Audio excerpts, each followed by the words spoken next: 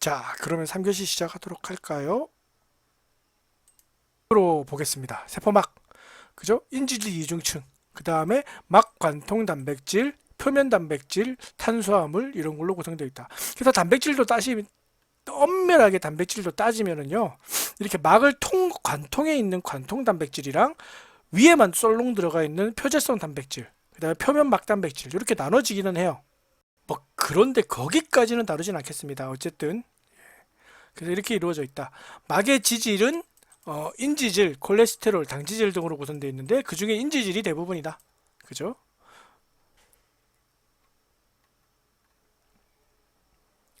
어, 그죠? 자, 세포막이 있는 이유는 뭐 때문이다? 어, 그 세포막으로 경계에 지어져 있다. 그죠? 세포막이 제일 하는 역할 중에 제일 중요한 건 경계다.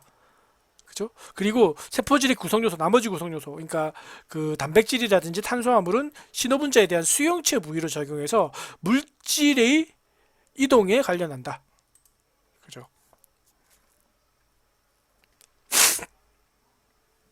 이런 것들은 쭉 빼겠습니다. 그죠? 그 다음에 세포막 표면에는 탄수화물과 미세섬유 물질로 되어 있는데 이런 당질이라고 하죠.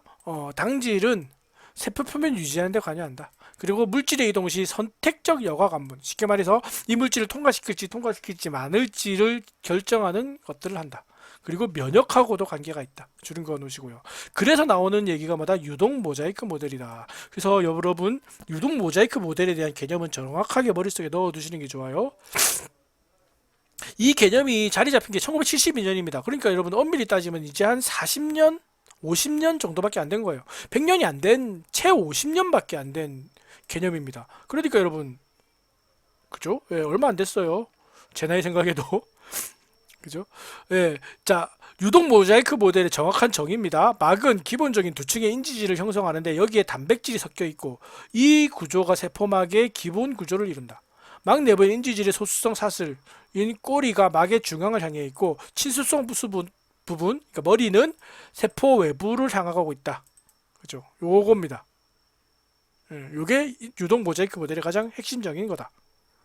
그죠?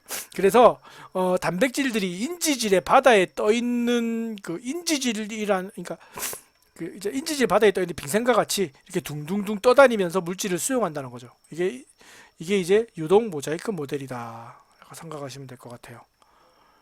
요건 알 필요 없어. 지금은 아니다. 그죠? 자, 그 다음에 이제 세포 소기관입니다. 세포 소기관도 제가 PPT로 정리해드리고 책으로 빨리 봐드릴게요. 뿅. 자, 주요 세포 소기관들입니다. 이렇게 이제 구성되어 있는데 보통 제가 지금 시험 문제에 잘 나오는 순서로 이제 배열을 해놨어요. 요렇게 시험 문제 나온다고 생각하시면 돼요. 그래서 거의 대부분 세포 소기관이 시험 문제가 나온다면 미토콘드리아가 제일 많이 나오고요. 소포체, 요즘에 소포체라고 잘 안 씁니다. 세포질 그물이라고 많이 써요.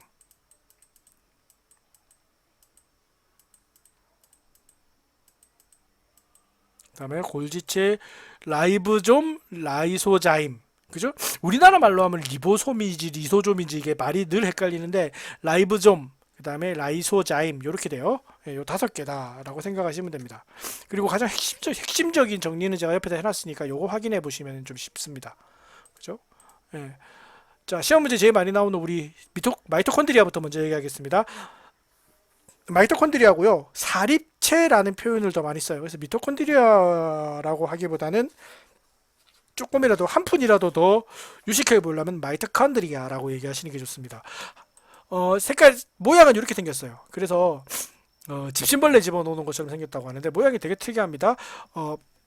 미토콘드리아에 대해서 외워야 될 거. 세포 내 호흡기관이다. 그 다음에 ATP를 합성하고요. 크리스테라는 특이한 내부 구조를 가지고 있고 이중막을 구조를 가지고 있다. 그죠? 자, 요거 다섯 개 다 중요해요. 다 중요합니다. 기본적으로 미토콘드리아를 가지고 시험 문제 내는 것 중에 제일 많이 내는 건 뭐냐면은 이 생긴 모양 가지고 많이 내요. 미토콘드리아는 굉장히 그 특이한데 일단 첫 번째로 안에 막 이렇게 주름이 져 있어요. 이 주름을 크리스테라고 부르는데 옛날 한국말로는 능선이라고 불렀어요. 능선. 근데 지금도 이런 표현을 쓰는지 모르겠다. 그냥 크리스테라고 외우시는 게 나아요. 어쨌든 확실한 건 첫 번째, 미토콘드리아 내부는 굉장히 심한 주름이 들어가 있다. 두 번째, 막이 두 층이다. 외막과 내막이 있다. 세 번째, 핵하고 상관없는 DNA랑 RNA가 따로 존재한다. 그러면 도대체 이 세 가지는 왜 이런 특징을 가지고 있느냐? 다 하나 때문입니다. 이거 ATP를 합성하기 위해서다. 그렇죠? 이거 하나를 위한 거예요. 그래서 미토콘드리아는 왜 존재하느냐? 우리 몸의 에너지를 만들어내기 위해 존재한다라고 생각하시면 돼요. 이제 그러면은 에너지에 대한 얘기를 한번 해볼까요? 사람은 이제 살아가기 위해서는 에너지를 소모할 수밖에 없죠. 그죠? 모든 생명체가 아니라 일단은 우리가 알고 인지할 수 있는 범위 내의 모든 자연현상은 다 에너지를 사용을 합니다. 그죠? 예. 그러니까 기본적으로 생명이라는 것 자체가 에너지를 소모하지 않으면 살아갈 수가 없어요. 그죠? 음. 계속 사람이 사람이 살아간다는 것 자체가 에너지를 소모하는 행동이잖아요. 그죠? 지금 뭔가 쉽게 말해서 팔 다리를 움직이는 행동부터 시작해가지고 단순히 생각을 하는 것, 뇌를 사용하는 것만으로도 기본적으로 사람은 에너지를 써요. 그럼 어떠한 에너지를 쓰느냐? 여기 나와 있는 대로 ATP라는 걸 사용합니다. 계속 소모를 해요. 그죠? 인간은 요렇게 한번 얘기를 해볼까요? 여러분, 사람은 왜 굶으면 죽을까? 그죠? 사람은 굶어도 죽고요. 숨을 못 쉬어도 죽어요. 사람은 숨을 못 쉬어도 죽고 굶어도 죽습니다. 여러분, 사람이 숨을 못 쉬었는데 왜 죽을까요? 굶었는데 왜 죽을까? 간단합니다. ATP가 없어서 그래요. ATP는 생명을 유지하는 데 필요하거든요. 조금 있으면은 아마 나올 것 같은데 여러분도 아마 배우셨을 거예요. 칼륨 나트륨 펌프. 나트륨 칼륨 펌프. 그죠? 예. 끊임없이 인간이 가지고 있는 세포의 내부와 외부의 칼륨과 나트륨의 농도는 맞춰줘야 돼. 그지? 그래서 안쪽에는 칼륨이 많고 바깥쪽에 나트륨이 무조건 많아야 돼요. 무조건 그래야 돼요. 근데 그거를 유지하기 위해서는 칼륨 나트륨 펌프라는 게 계속 에너지를 쓰면서 이 양을 조절을 해야 되거든. 근데 만약에 우리 몸에 이때 쓰는 에너지가 ATP잖아. 만약에 우리 몸에 ATP가 다 떨어졌다? 어떤 일이 벌어지겠습니까? 이거 유지 못 시켜. 이거 유지 못 시키면 뭐가 안 맞느냐면은 농도가 안 맞아요. 농도가 안 맞으면 뭐가 발생하냐면 부종이 발생해요. 여러분, 저번 학기에 배웠잖아. 그러고 보니까 나한테 병량 부종이 발생해. 부종이 발생하면 세포 터져버리는 거야. 그죠? 그러니까 여러분, 아무것도 안 하고 누워서 숨만 쉬고 있더라도 ATP는 써요. 사람은 유지라는 걸 해야 되기 때문에. 그죠? 자, 그럼 도대체 이 에너지는 어디서 오는 겁니까? 세상을 움직이는, 그죠? 법칙, 절대로 영원불변의 법칙, 예외 없는 법칙 있죠. 뭡니까? 에너지는 변환될 수는 있지만 만들어지진 않는다. 지금 있는 에너지를 내가 다른 형태로 쓸 수는 있어도 에너지를 만들어낼 수는 없다. 상식이에요. 그죠? 자, 인간은 살아가면서 에너지를 써야 된다며. 그럼 그놈의 에너지는 어디서 얻냐는 거지. 여러분, 인간이 에너지를 만들어낼 수 있습니까? 못 만들어내요. 어딘가에 에너지가 들어가 있는 것을 흡수해서 그거를 사람의 몸이 쓸 수 있는 에너지원으로 바꿔줘야 돼요. 오케이? 인간은 에너지를, 자, 다시 정리합니다. 인간은 에너지를 소모해야 돼요. 인간이 살아가기 위해서 에너지를 소모해야 돼. 근데 인간은 에너지를 만들어내지는 못해. 무엇인가 에너지가 있는 물질을 사람의 몸 안에 집어넣은 다음에 사람이 쓸 수 있는 에너지 형태로 바꾸어 주어야 한다는 거예요. 그죠? 자, 그럼 미토콘드리아는 하는 일이 뭐냐? 우리가 섭취한 에너지를 사람이 쓸 수 있는 에너지로 바꾸어 주는 겁니다. 자, 그럼 여러분, 우리가 에너지를 섭취할 때는 어떤 형태로 섭취합니까? 음식이죠. 인간이 에너지를 어디서 얻느냐? 음식을 통해서 얻어요. 그죠? 인간은 일단 기본적으로 우리가 식량이라고 부르는 거 있죠. 탄수화물, 지방, 단백질로 되어 있는 거. 쌀, 보리, 밀, 떡, 고기. 그죠? 이런 것들, 물고기 이런 것들을 얘기하는 거. 그것들을 입으로 먹습니다. 입으로 먹는 거를 에너지를 가장 원시적으로 섭취하는 방식이에요. 자, 그러면 그 에너지를 먹었으면 어떻게 됩니까? 소화기관을 통해 가지고 에너지가 분해가 돼요. 그럼 어떻게 분해됩니까? 가장 단순한 형태. 탄수화물의 가장 단순한 형태인 글루코즈. 그죠? 포도당과 단백질의 가장 단순한 형태인 아미노산과 지방의 가장 단순한 형태인 지바산 및 글리세롤의 형태로 분해가 됩니다. 그죠? 요렇게 분해가 됐을 때 이 모든 물질 중에서 가장 에너지화 되기 쉬운 물질이 글루코즈.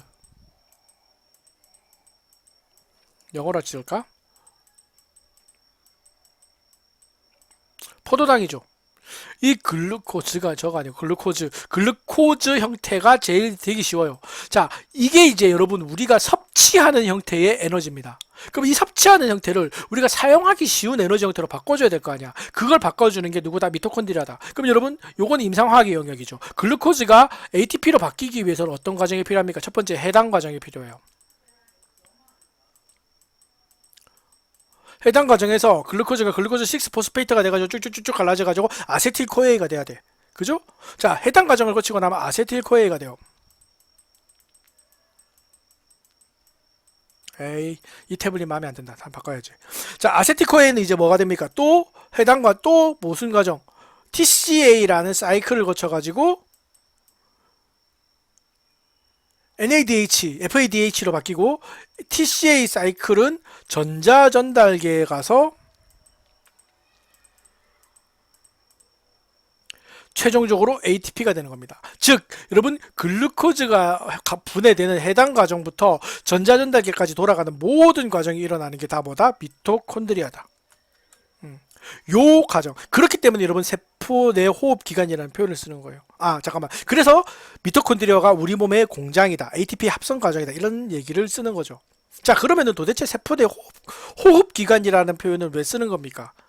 간단합니다. 우리 인간은 더 정확하게 말하면 세포 내부의 콘드리아를 가지고 있는 고등생명체는 물질에서 ATP를 뽑아낼 때 산소를 사용해서 뽑아내요. 그러니까 어떤 생명체가 산소를 사용해서 에너지를 뽑아낼 수 있느냐, 산소를 사용하지 못하느냐를 가지고 고등생물이냐, 원시생물이냐로 나눠질 정도로 이 산소를 이용할 줄 아냐 모르냐가 굉장히 중요합니다. 이 산소를 이용해서 에너지를 박박 긁어낼 수 있는 그 힘이 미토콘드리아에서 나온다는 거예요. 즉 산소를 가지고 호흡을 하면서 에너지를 긁어낼 수 있는 이유가 미토콘드리아 때문이라는 거죠. 굉장히 중요한 개념들 많이 나왔어요. 그래서 미토콘드리아에 대해서는 여러분들이 이 모든 개념들을 다 기억을 해 두셔야 됩니다. 사실 이거보다 좀 더 디테일하게 설명을 드리고 싶은데 더 시간 진도를 빼면은 안 될 것 같아서 여기서 마무리 짓습니다. 나머지는 좀 쉬워요. 2번 세포질내 그물. 요게 이제 이름이 조금 골치 아픕니다. 이름은 영어로 얘기하자면은 엔도플라즈믹 레티큘럼 이렇게 돼요.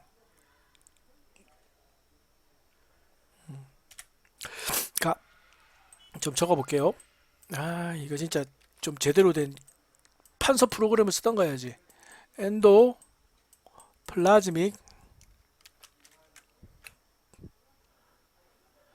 엔도플라즈믹 레티큘럼이라고 돼요. 여러분들이 의학용어 배우셨으면 아시겠지만 엔도 무엇 안에란 뜻이죠. 안에 있다는 뜻이에요. 플라즈믹 그죠? 플라즈마 쉽게 말해서 세포질이라는 얘기입니다. 그다음에 레티큘럼 그물이란 뜻이죠.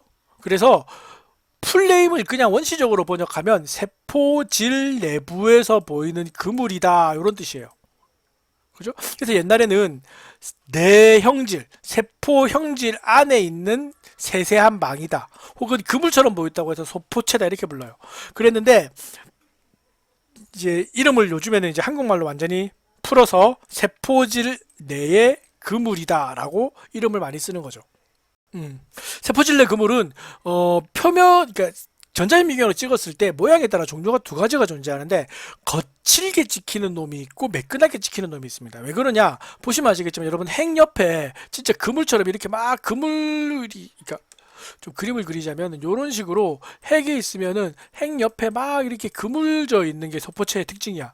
근데 자세히 보면은 여기에 뭔가 붙어 있으면은 좀 거슬거슬하게 보이고 아무것도 안 붙어 있으면 매끈하게 보입니다. 자, 거친 세포질 내 그물은 막 표면에 리보솜이 있기 때문에 거칠게 보이고요. 매끈한 놈은 리보솜이 없기 때문에 매끈하게 보이는 거예요.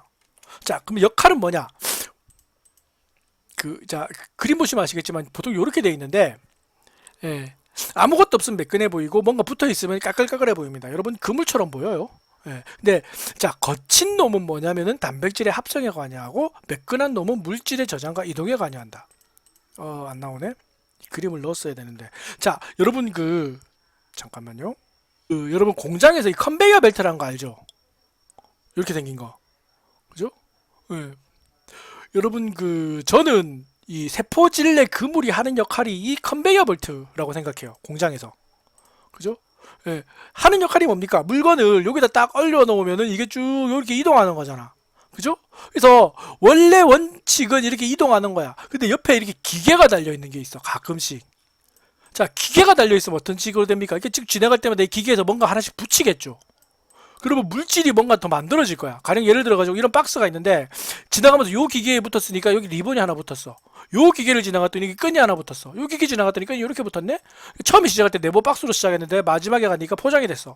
자, 그러면은 이 조립 기계가 붙어 있는 컨베어 벨트는 이 물질을 수송한 거야, 조립한 거야? 조립한 거예요. 그러니까 여러분, 옆에 뭔가 달려 있는 컨베어 벨트, 옆에 뭔가 달려 있는 세포질내 그물은 거친 세포질내 그물이 되겠죠.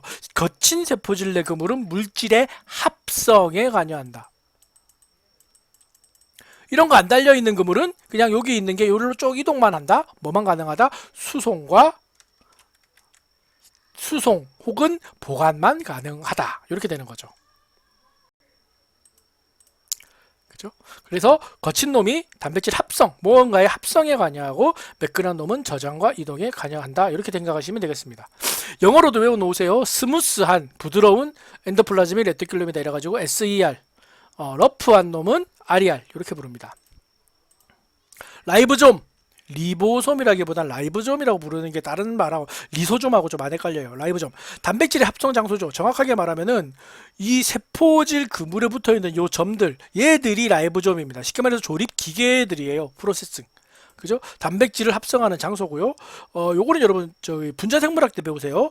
리보솜에서 단백질이 합성될 때 번역이라는 과정이 일어난다는 거죠. 그러니까 쉽게 말해서 핵 안에 있는 DNA가 빠져나와가지고 DNA가 빠져나오면 큰일 나죠. DNA가 mRNA 형태로 빠져나와가지고 이 mRNA가 리보솜 안으로 들어가면 리보솜 안에서 mRNA를 리딩해서 tRNA가 아미노산을 가져오죠. 그죠? 그래가지고 단백질이라는 걸 합성합니다. 이 과정을 트랜슬레이션, 번역이라고 부르죠. 요거는 여러분 가능하면 2학년 끝나기 전에 이 머릿속에 이 과정들이 머리 딱 들어가 있는 게 좋습니다. 그죠? 그래서 리보솜, 단백질을 합성하는 장소이다. 그 다음에 말이 좀 헷갈립니다. 리소솜, 라이소자임. 골지체가 먼저 나오네. 골지 아파라투스, 골지체. 세포의 배설과 분비를 담당한다 되어 있죠. 그러니까 쉽게 말해서 세포에서 뭔가 빠져나갈 때는 골지체를 통해서 빠져나가는 게 일반적이에요. 쉽게 말하자면 세포의 뭐다? 최종 배설구, 응고, 애쉬홀. 그죠? 그거는 힘이 좋아 아시죠? 요즘에 우리 저기 조카들이 허구한다 부르고 다니던데. 나는 이런 노래가 있는지도 몰랐다. 내 똥꼬는 힘이 좋아. 앞만 봐도 힘이 좋아. 뭐 이런 노래 있습니다. 그죠? 그래서 어쨌든 골지체는 똥꼬다. 보시면 이렇게 층판을 이렇게 쌓아놓은 구조물이에요. 그래서 이렇게 쭉 빠져나갑니다. 예. 그래서 골지체는 똥꼬다. 라이소좀이 안 나왔네. 엔도좀. 자, 라이소좀이 안 나오고 엔도좀이 나오면 좀 책이 어려워진다는 뜻이에요. 책에서 보여드릴게요. 엔도좀이 뭐냐면은 원핵세포 안에서 또 막으로 쌓여 있는 공간을 엔도솜이라고 불러요. 그러니까 쉽게 말해서 여러분, 원핵세포라는 말이 뭡니까? 세포가 이렇게 있으면은 세포질 안에 또 빈 공간이 생긴다는 거야. 이걸 엔도좀이라고 부른다는 거예요. 자, 왜 빈 공간이 생기냐? 방금 요 그림에서 보시다시피 세포의 한쪽 부분이 뭔가 쏙 들어가면서 빈 공간이 생겨요. 당연히 여기에 뭔가 잡아먹었겠죠? 그죠? 예. 이 엔도좀이 생기는 이유는 뭐냐? 요렇게 뭔가 들어오면 이 공간 안에서 리소좀이 달라붙기, 라이소좀이 달라붙기가 좋거든. 그러니까 엔도좀은 뭐다? 라이소좀의 식근작용의 수송로다. 이렇게 아시면 될 것 같아요. 결국 라이소좀을 생명하는 데 있어 중간 과정입니다. 라이소자임입니다. 라이소자임, 리소좀이라고 보지 말고 라이소자임이라고 읽는 게 좋아요. 라이소자임, 리소좀. 안쪽에 산성 물질, 그러니까 가수분해 효소, 그러니까 효소, 뭔가 녹일 수 있는 물질로 가득 차 있는 세포 소기관입니다. 쉽게 말해서 여러분, 세포의 폭탄이에요. 세포의 청소부, 세포의 녹이는 용액, 세포의 세제 이런 겁니다. 그죠? 세포 내부의 물질을 다 녹이는 역할을 하죠. 그죠? 보통 이제 거대 백혈구나 식세포 같이 뭔가 청소하는 역할을 담당하는 세포들이 잔뜩 가지고 돼 있고요. 자기가 자신에게 이거를 사용할 때 자가용해라고 합니다. 여러분 요거는 제가 또 병리학에서 굉장히 열심히 강의했습니다. 자가용해가 왜 중요한지, 자가용해가 일어나지 않으면은 결국은 암으로 간다는 거. 그죠? 리소점의 역할들도 같이 기억해 두세요. 과산화수체, 세포 내부에 과산화수소 의 독성을 없애주는 물질이 가득 들어있는 것을 과산화수체라고 해요. 그러니까 과산화효소, 퍼옥시데이즈, 그다음에 카탈레이즈, 그 다음에 아미노애시드 옥시데이즈 같은 산화요소들이 들어있습니다. 자, 왜 그러냐? 이게 되게 아이러니한 얘기인데, 여러분 전에도 한번 이 비슷한 얘기를 한 적이 있는지 모르겠는데, 사람이 왜 늙어 죽는가라는 얘기 있잖아. 그러니까 더 정확하게 말하면 사람은 왜 늙는가? 사람의 노화가 왜 되는가? 여러분 요즘에 그런 거 아시죠? 안티에이징이니 뭐니 하면서 노화를 방지해 준다는 거. 그거 여러분 가능하다고 생각하세요? 이론적으로? 아주 틀린 말은 아니에요. 제 설명 한번 잘 들어보세요. 여러분 사람은 왜 늙는가라는 얘기가 있습니다. 그러니까 결국은 이런 노화가 이렇게 되는데, 사람이 결국 늙게 되는데, 늙는 과정을 살펴보면 왜 늙느냐라고 하면 진짜 웃기는 게 산화 때문이에요. 예, 산화란 말이 뭡니까? 결국은 끊임없이 산소를 사용하기 때문입니다. 자, 여러분 사람은 산소를 언제 씁니까? 음식을 에너지로 바꿀 때 쓰잖아요. 그죠? 사실 이게 굉장히 아이러니해요. 인간은 살기 위해서는 에너지를 생산해야 돼. 그러니까 계속 먹어야 돼. 먹지 않으면 죽어. 여러분 사람은 먹기 위해 사는가 살기 위해서 먹는가 둘 다입니다. 근데 엄밀히 따지면 살기 위해서 먹는 거죠. 안 먹으면 죽으니까. 그죠? 그냥 그래서 뭔가 사람은 굶어 죽지 않기 위해서는 음식을 먹어야 되는데, 음식을 먹으면 에너지를 생산하면서 반드시 산소를 사용하게 돼 있어요. 이때 생기는 게 산화 과정이 생겨요. 근데 이 산화 물질이 사람을 늙게 만든다는 거야. 그럼 사람이 늙어 죽기 싫으면 안 먹어야 돼. 그럼 안 먹으면 어떻게 된다? 굶어 죽는다. 여러분, 먹으면은 늙어 죽고 안 먹으면 굶어 죽어요. 그게 인간이에요. 인간은 태어나서부터 죽음을 향해서 달려갈 수밖에 없는 거지. 어쨌든 여러분, 사람이 산소를 사용하게 된다는 것은 빨리 늙게 된다는 뜻이에요. 그럼 요즘에 나오는 안티에이징이니 항산화 효소 방지니 나이 드는 거 방지니 뭡니까? 다 이 산화되는 물질들을 환원시켜주는 물질이에요. 그러면 여러분 우리가 알고 있는 물질 중에 가장 환원력이 강한 물질, 산화에 반대작용을 하는 물질이 뭡니까? 비타민 C예요.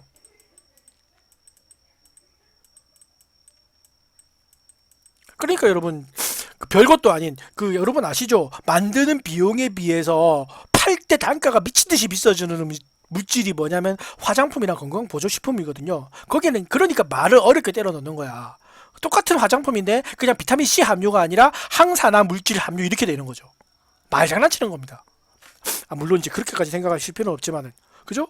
자, 그런 거 마찬가지로 사람이 생명 유지와 노화 방지를 위해서 제일 중요한 건 이 산화 때문에 생기는 물질을 최대한 빨리 없애주는 거거든. 그러니까 우리 몸에 과산화소체가 존재하는 거예요. 산화로 생기는 이 H2O2들을 최대한 몸에서 빨리 없애기 위해서. 그래서 과산화수소는 뭐하다? 과산화수소의 독성을 방지하기 위해서. 과산화수소는 왜 생긴다? 호흡을 통해 산소를 쓰기 때문에 생긴다. 그죠? 감각 콩팥 같은 데서 주로 많이 발견됩니다. 단백질 분해 소체. 그러니까 단백질을 분해하는 술통 모양의 세포 소기관입니다. 예, 보통 이제 소 단위의 아미노산이 아니라 단백질 단위의 큰 물질들을 분해하는 데 쓰는 단백질 소체들이죠. 예, 요거 이름만 아시면 돼요. 중심체. 요건 다 아시죠? 길이 이거 알고 계시면 되고요. 세포 분열 전기 요때만 딱 보입니다. 세포 분열 전기에 미세소관의 방출 장치를 형성해서 염색체를 끌어당기는 역할. 즉 얘는 세포 분열 전기에만 보입니다. 중심체의 특징 세포 분열 전기에만 보인다. 핵이 나오네요. 자, 여기까지 하고 책으로 마무리 짓도록 하겠습니다. 자, 미토콘드리아부터 볼까요? 마이토콘드리아. 그죠? 미토콘드리아라기보다 마이토콘드리아라고 합니다. 슈퍼바이탈 염색으로 이제 염색을 했죠. 산화적 인산화 별표, 산화적 인산화를 통해 가지고 ATP를 합성하고 TCA와 전자전달기를 통해 가지고 ATP를 계속 만들어내는 역할입니다. 그래서 산화적 인산화를 통해서 ATP를 합성하는 세포 내 호흡기관이다. 그죠? 세포 내 호흡을 담당한다 별표. 그죠? 자, 미토콘드리아는 적혈구 내외의 대부분의 진핵세포에서 발견된다. 자, 미토콘드리아의 모양, 바깥막과 막 사이 공간 손막, 그러니까 막이 두 개 있습니다. 미토콘드리아는 이중막 구조로 되어 있다. 그죠? 그리고 세포막 안쪽에는 크리스테라고 불리는 이 주름이 져 있다. 그죠? 그죠? 속막의 표면적을 크게 증가시키는 주름 모양의 크리스테, 능선이 있다.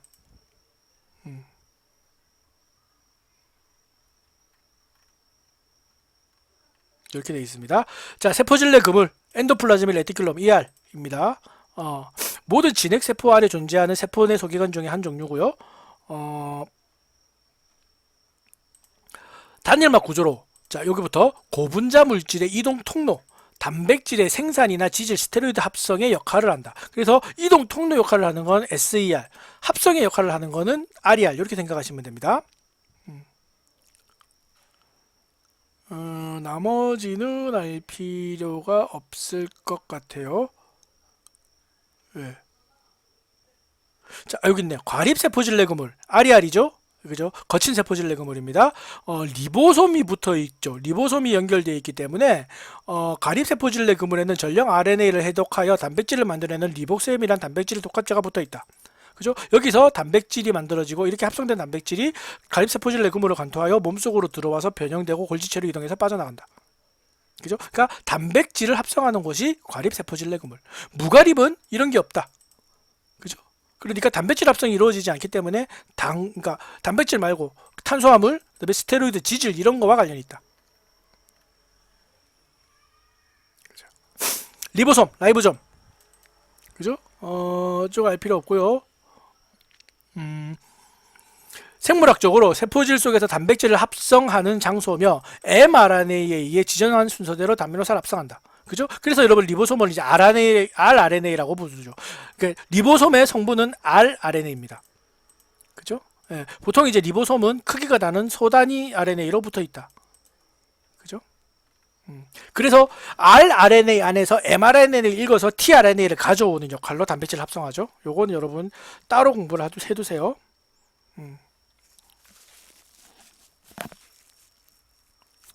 골지체, 내 똥꼬는 힘이 좋아. 똥꼬입니다.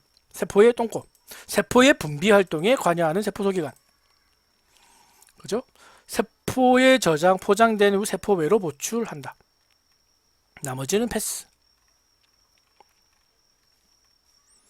엔도좀. 원핵 세포의 안에 막으로 둘러싸인 소포다. 그죠? 세포의 발화로부터 형성된다. 그죠? 예. 보통 용해 소체 형성에 관여한다.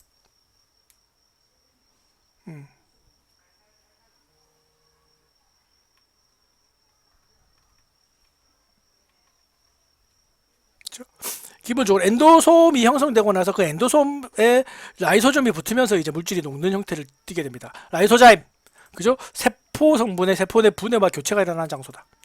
그죠? 예, 후기 엔도솜과 결합하여 2차 용해 통체를 형성해가지고 포식작용, 세포 내 이입, 자가 소화작용과 결합한다. 그죠? 그러니까 뭔가 물질을 녹이는 소화 장소다. 그래서 세포 자신의 구조에서 과량의 불필요하게 된 물질, 그 다음에 쓸모없는 소기관을 소화, 분해, 처리하는 역할을 담당한다. 특히 포식작용이 왕성한 큰 포식세포나 호중구에서 발달되어 있다. 그죠? 자, 자가용해. 요건 여러분 병리학 때 배웠기 때문에 아시겠지만은 굉장히 중요한 역할이죠. 예. 용해소체에 막이 파열되거나 투과력이 증가해서 그 속의 효소들이 세포질로 유리되어 세포 스스로를 소화하게 되고 세포 자체가 죽는 현상을 자가용해라고 한다. 그죠? 요것도 줄은 그어 놓읍시다. 1차 용해 도체가 뭐고 2차 용해 도체가 뭔지도 확인 한번 해두세요.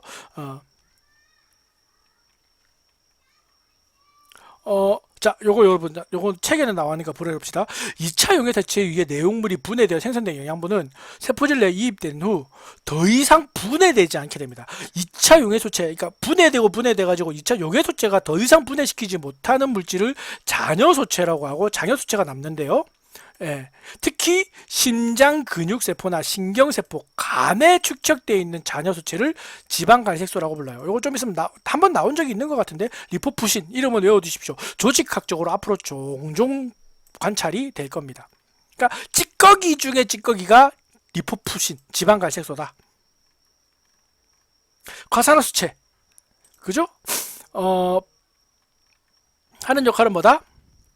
예, 과산화수소 대사 과정에 관여하는 과산화효소, 카탈라제, D, 아미노산 산화효소와 같은 산화효소들이 풍부하게 들어있어서 세포의 치명적인 성상을 일으키는 과산화수소의 독성작용을 방지한다. 여기까지 읽어놓으시고요. 단백질 분해 수치, 아까 얘기했습니다. 펩타이드 기능을 분해하는 화학작용에 의해 분해된 불필요한 단백질이나 손상된 단백질을 분해한다. 그죠? 예, 요거만 아시면 될 것 같아요. 이렇게 술통 모양으로 생겼어요, 약간. 자, 중심체. 그죠? 그, 세포 주기의 전기에 그 염색체를 끌어들이는 역할을 하죠. 중심체가 보이는 순간은 전기밖에 없다. 요거 별표 쳐서 외워두시면 될 것 같습니다. 자, 오케이. 오늘은 제가 여기까지 하고, 세포뼈대 요 부분은 제가 뺄게요. 빼고 바로 다음 주에 핵으로 넘어가도 될 것 같아요. 세포뼈대는 조직학을 하면서 어차피 강의를 할 거니까 그때 한번 알려드리도록 하겠습니다. 아니면 다음 주에 요거는 책으로 한번 체크를 하고 넘어가도 되긴 하겠다. 다음 주에 제가 책으로 세포뼈대에 대한 부분은 책만 가지고 얘기를 한번 드리도록 할게요. 강의를 하다 보니까 한 4, 5분 오버했네요. 예, 여러분, 아무래도 시간을 오버하는 것을 중요하게 생각하는 게 아니라 어쨌든 진도를 맞추는데 제가 노력을 해서 온라인 강의를 할 때 최대한 진도를 좀 많이 나가둬야지 여러분이 나중에 좀 편해요. 그러니까 좀 무리가 되더라도 여러분들 잘 따라와 주시기를 바라겠습니다. 언제나 여러분 질문사항이나 건의사항 있으시면 남겨주시고요. 네, 나머지 사항들은 또 대면 강의 하게 될 때 만나면 또 뵙도록 하겠습니다. 자, 오늘도 강의 듣느라 수고 많으셨습니다. 감사합니다. 제 이름은 이원준이었습니다.